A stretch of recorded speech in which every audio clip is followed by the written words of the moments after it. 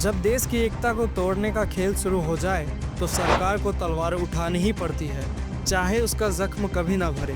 लेकिन क्या हो अगर वो तलवार अपने ही लोगों के खिलाफ उठानी पड़े।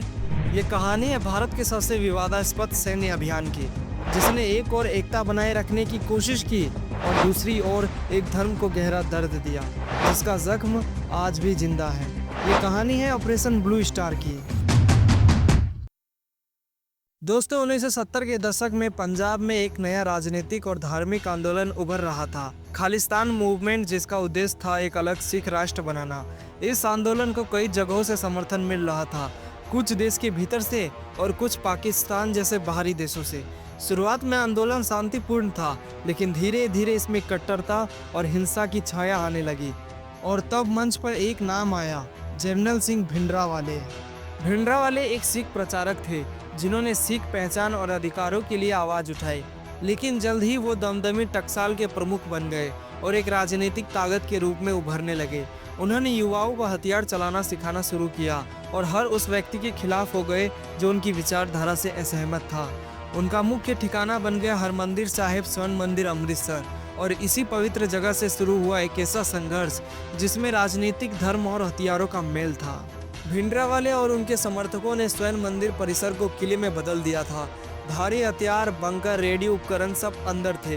पंजाब में टारगेट किलिंग्स बढ़ने लगी। हिंदू सिख तनाव भी बढ़ता गया। सरकारी अधिकारी, पुलिसकर्मी और आम नागरिक तक मारे जाने लगे। सरकार के पास अब दो ही विकल्प थे, या तो चुपचाप देखती रहे या सख्त कार्रवाई करे। और फिर प्रधानमंत्री इंदिरा गांधी ने लिया एक ऐतिहासिक निर्णय, मिलिट्री ऑपरेशन का।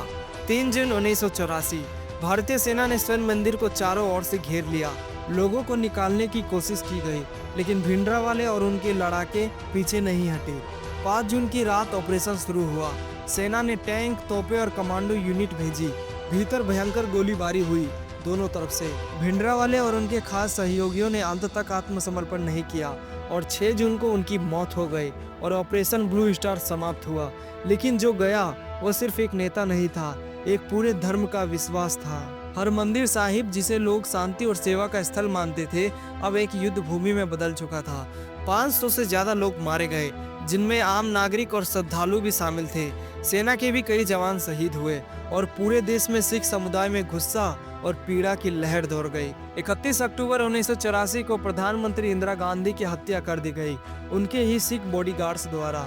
इंदिरा गांधी की हत्या के बाद दिल्ली और अन्य शहरों में सिख विरोधी दंगे भड़क उठे।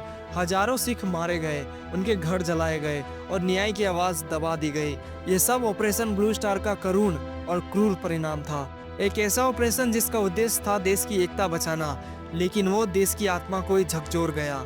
ऑपरेशन ब्लू स्टार ने हमें सिखाया कि जब धर्म और राजनीतिक मिलते हैं तो सबसे बड़ा नुकसान इंसानियत का ही होता है। आज भी इस ऑपरेशन को लेकर राजनीतिक और धार्मिक बहस होती है। क्या ये जरूरी था? क्या कोई और रास्ता था? ये सवाल आज भी जिंदा है। लेकिन एक बात तो तय है कि देश की एकता को बचाने के लिए जो कीमत चुकाई गई वो बेहद भारी थी।